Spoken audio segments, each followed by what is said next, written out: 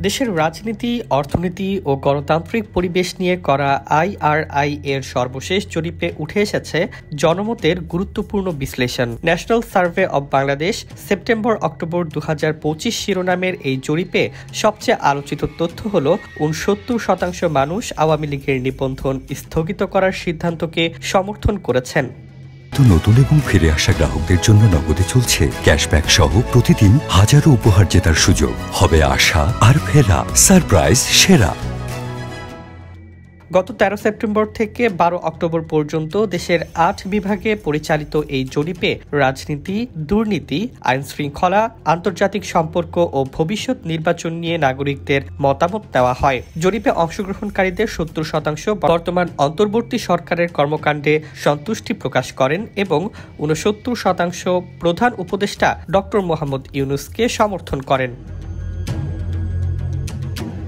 জরিপে দেশের ভবিষ্যৎ নিয়ে আশাবাদ ব্যক্ত করেছেন 80% মানুষ, যার মধ্যে 42% খুবই আশাবাদী, যদিও তারা দেশের বড় সমস্যাগুলোর অন্যতম হিসেবে দুর্নীতি 21% এবং রাজনৈতিক অস্থিরতাকে 18% হিসেবে চিহ্নিত করেছেন।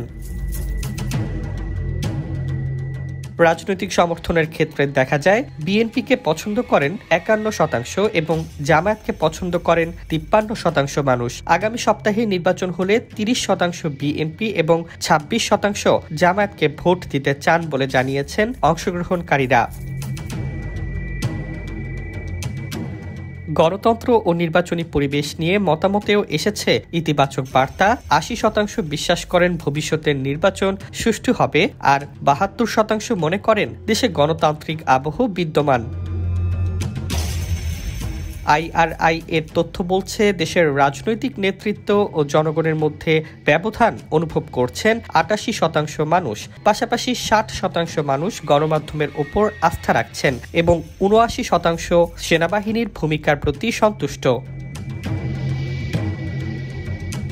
সামগ্রিকভাবে জরিপের ফলাফল নির্দেশ করে দেশের রাজনৈতিক পরিবর্তনের প্রভাব জনগণের চিন্তা চেতনায় বড় মাত্রায় প্রতিফলিত হয়েছে। বিশেষ করে আওয়ামী লীগের নিবন্ধন স্থগিতের প্রশ্নে জনসমর্থনের উচ্চ হার সেটি আরও স্পষ্ট করে।